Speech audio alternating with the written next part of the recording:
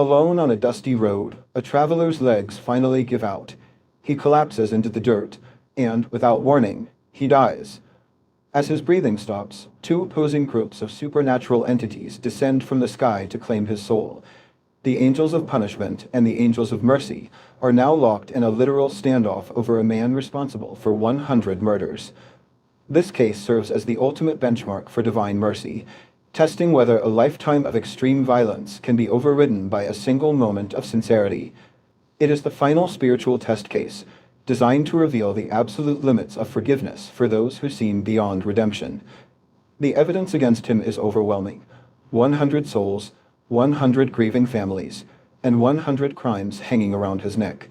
Yet a small spark of guilt remained within him, eventually driving him to ask a scholar if there was any hope for someone so stained. The scholar's answer was clear: no person and no crime can stand between a seeking soul and the mercy of Allah.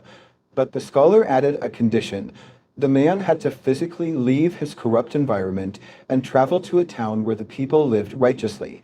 He left immediately. He made no excuses and sought no delays, turning his back on his old life to begin the long walk.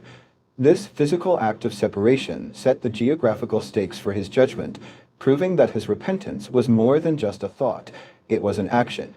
Death arrived mid-journey, catching him while his goal was still far over the horizon. He died in a geographic no man's land, suspended between the corruption of his past and the righteousness of his future. The angels of punishment argued from a position of hard evidence, citing 100 murders and a complete absence of righteous deeds. The angels of mercy claimed jurisdiction, because the man had abandoned his past and was in active motion toward a new life. This created a cosmic tie, pitting a lifetime of horrific evidence against a single, unfinished act of sincere intention. To settle the dispute, an arbiter angel was sent with a terrifyingly simple method to determine the man's fate. The arbiter ordered a physical measurement of the road, using his precise location. If the measurement showed him closer to the corrupt land, the angels of punishment would take him. If slightly closer to the righteous land, he would fall to the angels of mercy. The eternal fate of a mass murderer now rested entirely on the cold, physical mathematics of his coordinates on a dusty road. Every moment felt suspended as the angels prepared to calculate the final distance. This diagram illustrates the final intervention. Allah commanded the earth to shift, physically pulling the righteous land closer to the traveler's body.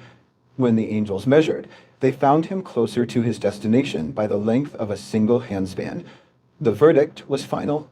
The angels of mercy claimed him, and his horrific history was entirely wiped clean.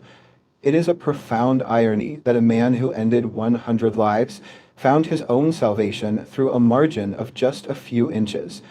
The fact that this man was forgiven proves that the belief that one's past is too dark to be redeemed is a hollow lie. Divine mercy did not require this man to reach his destination or become perfect. It only required him to start the journey with sincerity. The core lesson is that ultimate judgment prioritizes the direction of a person's heart over their current coordinates.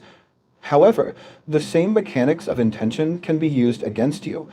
In our next episode, we explore the psychological trap of taking a step towards a false prophet. Subscribe and hit the bell to see how a single step in the wrong direction can be just as transformative as a step towards the right one. Regardless of how far you have wandered, your future is determined by the direction you choose to walk today.